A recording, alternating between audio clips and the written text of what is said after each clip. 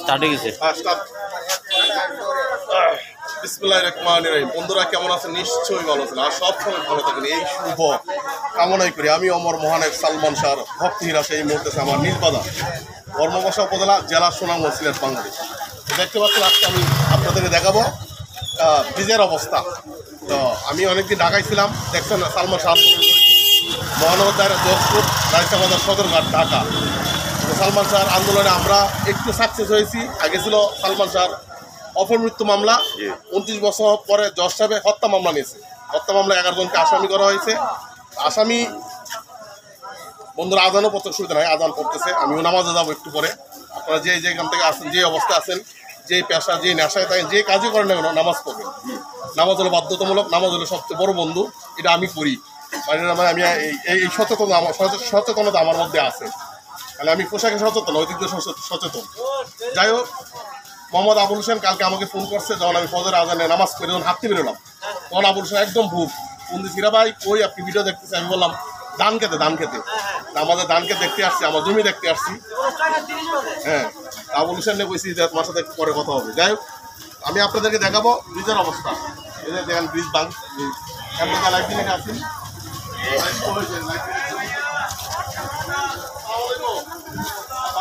এই যে লাইব্রেরি থেকে দেখাচ্ছে ব্রিজের অবস্থা। এই যে এখান থেকে ভাঙা পড়ছে মনে হয়। আমি তো কালকে আসছি এই যে ঢাকা থেকে, যাবো এদিকে। ছবিটা তো রাখবি নি আমার ছবিটা। আচ্ছা, তুমি এই বিষয়ে পরে কথা বলতেছি। দেখতে পাচ্ছেন ব্রিজ এই পর্যন্ত ভাঙা হচ্ছে সুবিধার জন্য। এই যে সরকার এগুলো ভেঙে দিয়েছে। আসো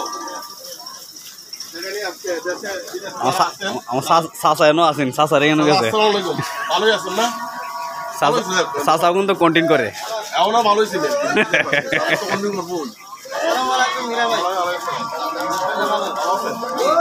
আসো আসো, বলবেন কিছু? বলবেন? আজানও পড়তে দেখতে পাচ্ছেন চতুর্দিকে, আসর আজান পড়ছে শুনতে পাচ্ছেন আপনার। আসর আজান ব্রিজের গিয়ে আপনার যে ব্রিজের কাজ দেখতে পাচ্ছেন, এই পাশ মানে এই পাশটা দেখাও।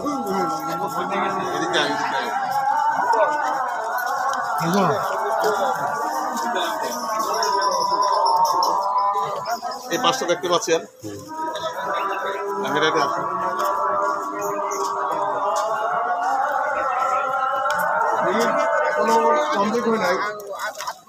ব্রিজটা কিন্তু দেখছো যে প্রশস্ত, ব্রিজটা মনে হচ্ছে চিপ হয়ে যাচ্ছে। এগুলো সরাইলে পরে বোঝা যাবে রাস্তাঘাটে মানুষ কি পরিমাণ বসে, আবার হকাররা বসে কিনা। মানে হকাররা এনে বসা যাবে না, কোনো অবস্থায় না। ব্রিজের সৌন্দর্য নষ্ট হয়ে যাবে, ব্রিজের সৌন্দর্য আর এটা নিয়ে আমি পরবর্তীতে কন্টিনিউ করবো।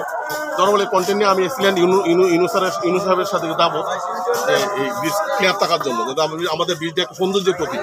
এর মধ্যনগর ব্রিজ দেখছে, মধ্যনগর উপজেলাটা ব্রিজ দিয়ে বাসায় দিচ্ছে। আজানটা শেষ হচ্ছে,